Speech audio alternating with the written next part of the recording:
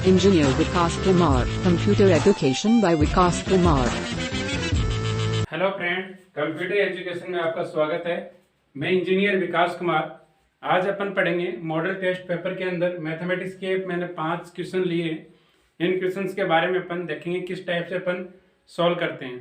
आपको मेथड के तरीके से बताता हूँ और एग्जाम में किस तरीके से अपन क्वेश्चंस को सॉल्व कर सकते हैं। तो हमारे यूट्यूब चैनल को सब्सक्राइब करना, हमारे वीडियो को लाइक एंड शेयर करना अपने फ्रेंड्स के साथ। तो यहाँ पे मैं क्वेश्चंस को कंटिन्यू करता हूँ। अपना यहाँ पे पहला क्वेश्चन है। ये question RRB, NTPC, group D और पटवार ये और डिफरेंट लेवल के एग्जाम के लिए भी पूछे जा सकने वाले के लिए इंपॉर्टेंट क्वेश्चंस हैं। ठीक है, ये क्वेश्चंस का लेवल आसान ही है, वेरी इजी क्वेश्चंस है। किस तरीके से अपन करते हैं इन क्वेश्चंस को तो आपको एक बार देखना है। ठीक है, तो पहला क्वेश्चन है 3 संख्याओं का योग। यहाँ पे दे रखा है 3 संख्याओं का योग दे रखा है 392। पहली संख्या दूसरी संख्या का अनुपात दे रखा है ये आपको, दूसरी संख्या और तीसरी संख्या का अनुपात दे रखा है आपको 5:8 दे रखा है। तो इसमें पूछा गया है कि पहली संख्या क्या है। इस तरीके से आपको एग्जाम में क्वेश्चंस को पढ़ना है, उसके बाद में आपको सॉल्व करना है। ठीक है, तो यहाँ पे बोला गया है कि 3 संख्याएं, तो ये संख्या है पहली है, ये दूसरी संख्या है, ये तीसरी संख्या है। इस तरीके से आपको सॉल्व करना है कंपटीशन एग्जाम के अंदर। पहली संख्या दूसरी संख्या का अनुपात है 2:3 है। ठीक है, और दूसरी संख्या तीसरी संख्या का अनुपात है यहाँ पे 5:8 है। इस प्रकार से आपको सॉल्व करना है। अब आपको नंबर्स फाइंड करने हैं, नंबर्स आपको फाइंड करना है। तो किस प्रकार से आपको प्रथम संख्या करनी है, तो इस प्रकार से आप मल्टीप्लाई करोगे। दूसरी संख्या के लिए इस तरीके से आप मल्टीप्लाई करोगे और तीसरी संख्या के लिए आप इस तरीके से मल्टीप्लाई करोगे। ठीक है, 5 का 2 से मल्टीप्लाई किया आपको तो 10 आया यहाँ पे, 5 को 3 से मल्टीप्लाई किया तो यहाँ पे 15 आया, और 8 को 3 से मल्टीप्लाई किया तो 24 आया। ये अपनी पहली संख्या, ये दूसरी संख्या, ये तीसरी संख्या है। इन तीनों का आपको योग दे रखा है। तो संख्याएं को अपन मान लेते हैं कि x है, ये भी x है और ये भी x है। ठीक है, इन रेशियो को अकॉर्डिंग, और यहाँ इसका योग दे रखा है 392 दे रखा है, 392 दे रखा है। आप इसको ऐड करोगे 10 और 15 को ऐड करोगे 25 और 24 49। तो यहाँ पे 49x इक्वल टू आ जाएगा 392, और 49 को 8 से काटोगे, इसको 49 8 से कितना होता है 392 होता है। 49 को आप 8 से मल्टीप्लाई करोगे तो 392 आएगा। तो x इक्वल टू 8 आ गया यहाँ पे। ठीक है, तो यहाँ पे पूछा गया है कि पहली संख्या क्या है। यहाँ पे इस क्वेश्चन में पहली संख्या पूछा गया क्या है, तो पहली संख्या 10x है। यहाँ पे 10x है तो 10 × 8 तो इक्वल हो जाएगा 80। ये तो था आपको किस तरीके से क्वेश्चन को सोल्व करना है। ये पहला क्वेश्चन था, तो आपको किस तरीके से क्वेश्चन को आपको सोल्व करना है, ये सोल्व करने का तरीका है। और एग्जाम में क्या करोगे, एग्जाम हॉल में जब पेपर को आप सोल्व करते हो तो इस तरीके से आप मतलब आपको टाइम अगर मैक्सिमम है तो इस तरीके से कर सकते हो। अगर टाइम अगर आपको 5 या 10 सेकंड में क्वेश्चन को सोल्व करना है तो उसको आप क्या तरीके से सोल्व कर सकते हो। तीनों का योग दे रखा है तो आपको नंबर तो इस तरीके से आपको मिल जाएगा कि 5 दूनी 10, और यहाँ पे 5 दूनी 10 और 5 तिये 15 और 8 तिये 24, इस प्रकार से मिल जाएगा। तो आपको पता है 10, 15 और 24 49 है, और 49 को किस संख्या से मल्टीप्लाई करेंगे 392 आ जाएगा। अगर 49 है, अगर वो संख्या 50 होती तो यहाँ पे कंप्लीट, अगर यहाँ पे 400 होते और वो संख्या 50 होती तो 8 बार जाता भाग उसमें। तो आपने 49 है तो 49 को डायरेक्ट आपको 8 देखोगे। जब प्रैक्टिस करोगे आप इस क्वेश्चंस की लेवल की तो आपको 8 टाइम दिखाई देगा, 49 का 8 टाइम आपको मल्टीप्लाई 8 दिखेगा। तो ठीक है, उसके बाद में आप डायरेक्ट ही 8 को, और यहाँ पे 10 रेशियो पूछा गया, पहली संख्या 10 रेशियो के अंदर है 10 में, तो 10 × 8 80।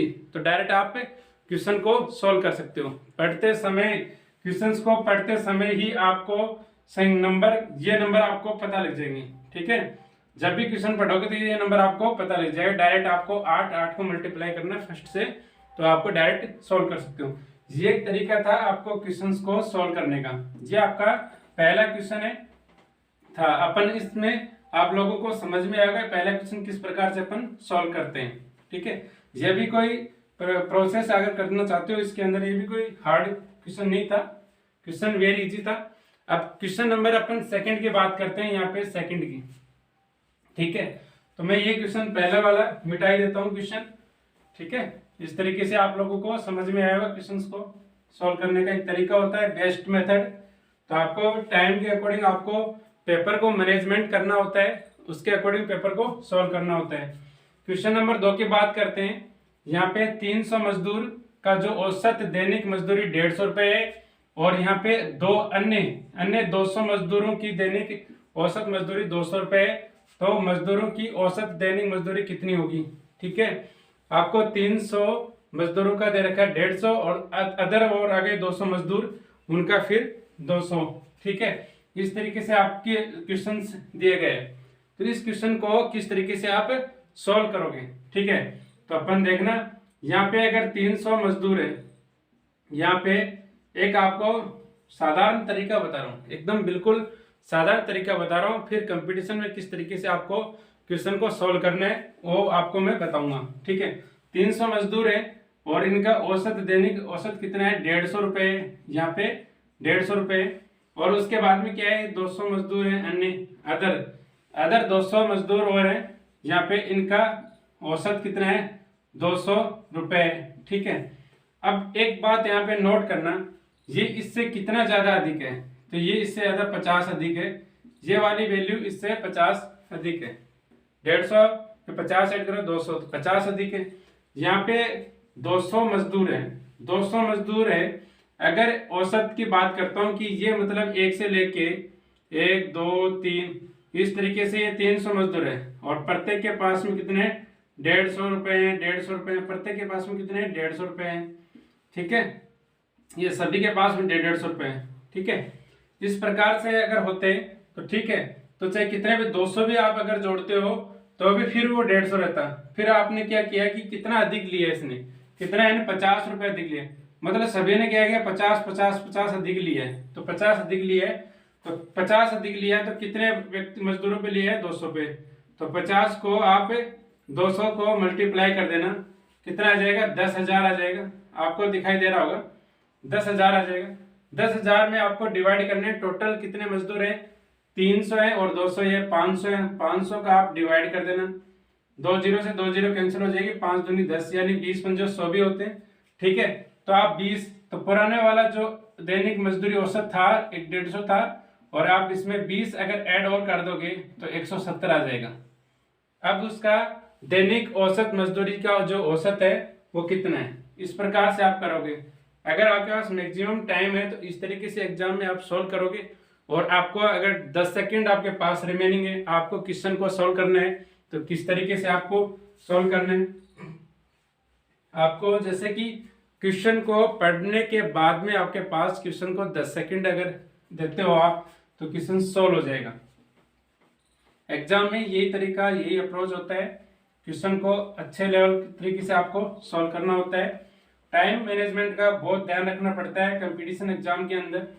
तो इस तरीके से क्वेश्चन को अपन सॉल्व करने का आपको दोबारा से मैं यहाँ पे बता रहा हूँ।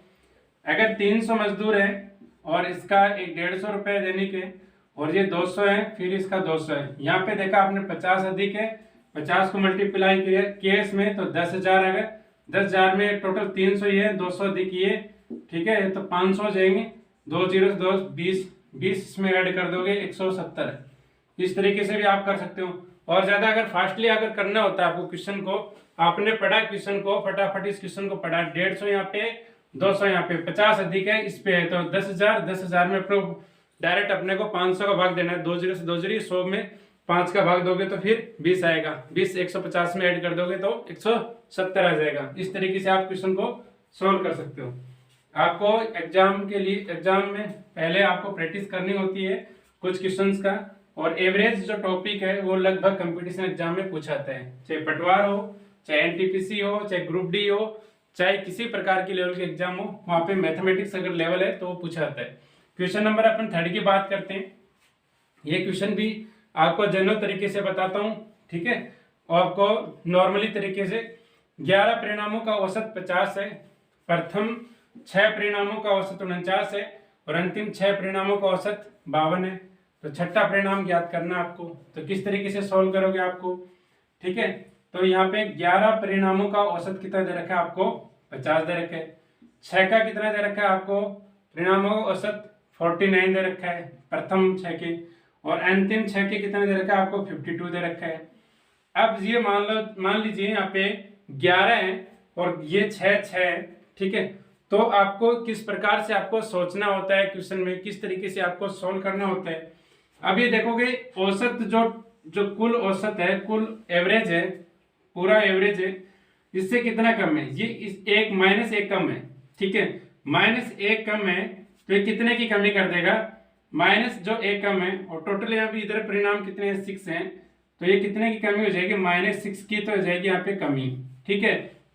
इसी प्रकार से ये फाइनल एवरेज से कितना अधिक है, ये 2 अधिक है, तो आपको ये फाइनल एवरेज से 2 अधिक है, तो कितने परिणाम है यहाँ पे, 6, तो 6 दूनी 12, तो ये 12 क्या हो जाएंगे, इसके अधिक हो जाएंगे। अब ये देखो ये तो -6 और ये +12 है, तो इसमें कितने की बढ़ोतरी, +6 की, तो इसमें कितने की बढ़ोतरी आप करोगे, तो 56, तो वो क्या थी, 56। तो याद रखना क्या पूछा था कि छठा परिणाम ज्ञात करो, तो वो कितना हो जाएगा, 56। इस प्रकार से आप क्वेश्चंस को सॉल्व कर सकते हो। ये भी क्वेश्चन का लेवल आसान था। अगर आप कंपटीशन में किस प्रकार से आप क्वेश्चन को सॉल्व करोगे, विदाउट कैलकुलेशन, किसी भी क्वेश्चन को आप सॉल्व करोगे तो विदाउट कैलकुलेशन किस प्रकार से आप सॉल्व करोगे। यहाँ पे देखो 50 है कंप्लीट एवरेज, तो 6 का आपको दे रखा है 49, कितना कम है, 1 कम है, तो 6 की तो कमी यहाँ पे हो गई। 6 परिणामों का औसत 52 है, तो ये कितना बढ़ा है, इसमें 2 का बढ़ा है, 6 दूनी 12 यानी प्लस में 6 है, प्लस में 6 इसमें ऐड कर दो, डायरेक्ट इसका 56 इस क्वेश्चन का राइट आंसर। आप इस तरीके से एग्जाम में सोल्व कर सकते हो, 10 या 15 सेकंड में क्वेश्चन सोल्व हो जाएगा ये। अगर आप उसमें 1 मिनट अगर क्वेश्चंस को देते हो तो आपका कंपटीशन वहीं खत्म हो जाएगा।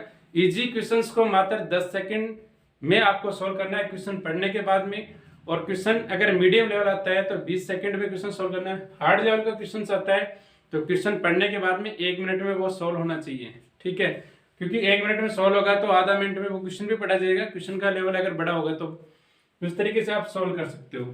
तो नेक्स्ट क्वेश्चन की अपन बात करते हैं। क्वेश्चन नंबर अपना 4th है, और ये क्वेश्चन आप लोगों को इजी क्वेश्चन है पर एग्जाम में आए हुए क्वेश्चन है। ये जितने भी क्वेश्चन है एग्जाम में पटवार 2011 2013 के अंदर ये आए हुए क्वेश्चन है, पटवार के अंदर और भी कंपटीशन में पूछे गए क्वेश्चन हैं, वहां से मैंने लिए हैं। तो ये क्वेश्चन मैंने पटवार की जो पेपर में से वहां से लिए गए क्वेश्चन हैं। अब क्वेश्चन नंबर 4 की बात करते हैं। एक पुस्तक को 60 रुपए में बेचने पर प्रकाशन की लागत, इस पे 1/11 बाकी हानि होती है तो लागत क्या है, मतलब हानि होती है तो लागत पूछा है, नहीं क्रय मूल्य उसका क्या था। तो अगर उसको 60 में बेचना था, ये था उसका विक्रय मूल्य, यहाँ पे क्या था उसका विक्रय मूल्य कितना है, 60 में बेचना है, और क्या कहता है 1/11 की हानि होती है। ये 1/11 है, अगर 11 में जो चीज खरीदी है उसको 10 में बेचेगा जब भी तो हानि होगी, ये थोड़ी होगा 10 में खरीदा, अगर ये मान ली क्रय मूल्य है और ये विक्रय मूल्य है। एक बार आप सोचना, ये अगर क्रय मूल्य 11 की चीज है और आप 10 में बेचोगे तभी तो हानि होगी, तब तो हानि होगी ना आपको। अगर 10 की चीज 11 में बेचोगे तो हानि नहीं होगी, जब लाभ होगा, ठीक है। इस प्रकार से आपको सोचना है। तो 11 के ऊपर 1 है, यानी तो 11 था, उसकी 1 की कमी होने के कारण यहाँ पे हानि हुई है। तो जो 1 की कमी हुई है वो हानि कितनी है, मतलब आपको ज्ञात करना था। यहाँ पे क्रय मूल्य यहाँ पे ज्ञात करना है। तो ये क्या है इसका, ये पूछा है विक्रय मूल्य 60 में बेचने पर, तो ये इसका कितना टाइम है मल्टीप्लाई है, 6 टाइम इसका मल्टीप्लाई है। कितना 6 टाइम इसका मल्टीप्लाई है। इसके बाद में यहाँ पे ये भी सेम, उसका क्या होगा 6 टाइम मल्टीप्लाई होगा 66। तो वो वस्तु का क्रय मूल्य क्या था ये पूछा था। क्रय मूल्य तो ये हो गया 66 रुपए, और ये विक्रय मूल्य था ये हो गया इसका 60 रुपए। तो ये क्वेश्चन में पूछा था, तो ये राइट आंसर है। इस तरीके से आप क्वेश्चन को सोल्व कर सकते हो। लिखने की आवश्यकता नहीं थी इस क्वेश्चन में भी, आप देखते डायरेक्ट 60 में बेचने की बात कर रहा है तो 1/11 है, तो 11 इसका क्रय मूल्य हो जाएगा और इसके 10 यहाँ पे विक्रय मूल्य हो जाएगा। और 10 यहाँ पे है तो उसका कितना टाइम है यहाँ पे 6 टाइम, तो 11 का 6 टाइम कितना हो जाएगा 66। तो इस क्वेश्चन का आंसर क्या हो जाएगा, डायरेक्टली 66 हो जाएगा, लागत मूल्य या क्रय मूल्य 66 रुपए हो जाएगा। इस तरीके से आप क्वेश्चंस को सॉल्व कर सकते थे। नेक्स्ट क्वेश्चन देखते हैं। क्वेश्चंस का लेवल एग्जाम की दृष्टि से वो क्वेश्चंस ले गए हैं। ये सीरीज अपनी जारी रहेगी। इस सीरीज में जितने भी पेपर में क्वेश्चन पूछे गए हैं, पटवार के, एलडीसी के और ग्राम सेवक के जितने भी पेपर में क्वेश्चन पूछे गए हैं, एसएससी के और रेलवे के, वो क्वेश्चंस आपको यहाँ पे 1 बाय 1 में कराता रहूंगा सॉल्व। तो हमारे YouTube चैनल को सब्सक्राइब करना, हमारे वीडियो को लाइक एंड शेयर करना अपने फ्रेंड्स के साथ। नेक्स्ट क्वेश्चन देखते हैं, क्वेश्चन नंबर अपना 5 है। यहाँ पे देखो सीमा, ये रेलवे का फेमस क्वेश्चन है। रेलवे में इस तरीके से क्वेश्चन 101% आता है। सीमा और रीमा की आयु का अनुपात दे रखा है कि 9:16 है, और यहाँ पे इनकी आयु का अनुपात दे रखा है 10 वर्ष बाद में। यहाँ पे 10 वर्ष बाद में दे रखा है अनुपात 2:3 है। तो इन दोनों की आयु में कितने वर्ष का अंतर है, तो अपने को अंतर पूछा है।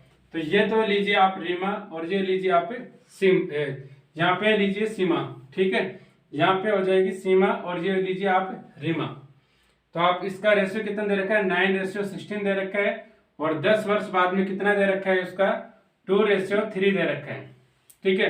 क्वेश्चन अगर इन दोनों का डिफरेंस 7 दे रखा है, अगर आप इस प्रकार से करोगे, क्वेश्चंस के तरीके बता रहा हूं, आप इस प्रकार से करोगे तो 7 का डिफरेंस है, इसमें 13 का डिफरेंस है, तो आपको मल्टीप्लाई में उसमें टाइम लगेगा। तो आप इसमें देखो, आपको क्वेश्चन में क्या पूछा गया है, उसका अंतर पूछा गया है, अंतर पूछा है। तो इनमें दोनों का डिफरेंस कितने का है, 1 का डिफरेंस है, 1 का डिफरेंस है। इन दोनों में डिफरेंस कितने का डिफरेंस है, 7 का डिफरेंस है, ठीक है। आपको क्या करना है, डिफरेंस समान करना है। तो ये 7 का जो मल्टीप्लाई है ये इन दोनों रेशियो में आप कर देना, और जो 1 का है ये मल्टीप्लाई इन दोनों रेशियो में कर देना, ठीक है। तो इन दोनों में आप करोगे तो 9 का तो 9 हो जाएगा, 1 का, और 16 का 16 हो जाएगा। इन 7 का करोगे तो आप क्या हो जाएगा, इसमें 14 हो जाएगा, और यहाँ पे 21 हो जाएगा। आप देखना ये डिफरेंस, यहाँ पे भी डिफरेंस 7 का है, यहाँ पे भी डिफरेंस 7 का है, इधर भी डिफरेंस देखोगे, इधर भी 5 का डिफरेंस है, इधर भी देखोगे ये भी 5 का डिफरेंस है, ठीक है, सेम हो गया डिफरेंस।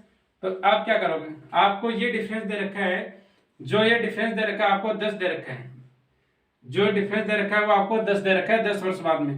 तो 10 का जो डिफरेंस है वो 5 रेशियो के बराबर है, तो 1 रेशियो बराबर कितना हो जाएगा, 2 का, ठीक है। तो 2 का हो जाएगा।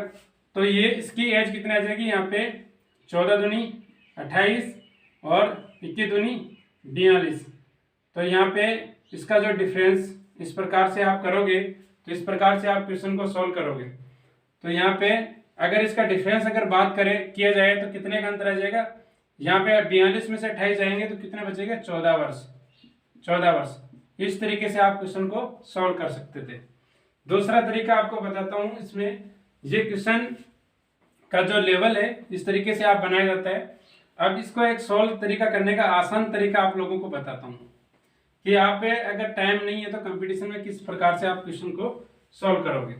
पहला जो आपका अनुपात दे रखा है, जो रेशियो का अनुपात देखा है, इसमें यहाँ पे 9:16 है और 2:3 है। आपको दिमाग में इतना आपको याद रहता है कि इसमें फिक्स यहाँ पे इतना लिखा है। अब ये देखोगे इसमें जो डिफरेंस पूछा गया है, ये डिफरेंस पूछा गया, डिफरेंस समान करेंगे तो ये 7 है और ये 1 है, ठीक है। तो 7 को करोगे तो यहाँ पे आप कर सकते हो 14:21। और जो इसमें जो ऑप्शंस के अंदर अगर क्वेश्चंस के जो ऑप्शन आते हैं A B C D, option में देखो 7 का डिफरेंस आ रहा था, या तो 7 का होगा या 7 का मल्टीपल होगा, ठीक है, 7 का या 7 का मल्टीपल होगा, तो वो ऑप्शन से भी आप कर सकते हो।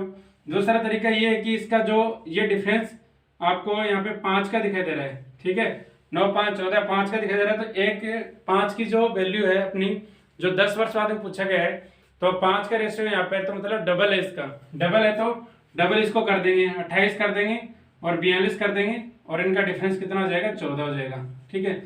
या आप इसके जो 7 है, 7 का मल्टीपल है, तो कितना मल्टीपल होगा वो उसके डिफरेंस के अकॉर्डिंग इसको पता लग जाएगा। तो 2 टाइम्स इसका, जैसे 10 का रेशियो 5 के रेशियो के, इसका डिफरेंस 5 है, परसेंट में दे रखा है 10 वर्ष बाद में, तो 2 का है, तो 2 से आप इसको मल्टीप्लाई कर दो, आपको 14 इस क्वेश्चन का राइट आंसर आ जाएगा। इस तरीके से आप क्वेश्चन को सॉल्व कर सकते थे।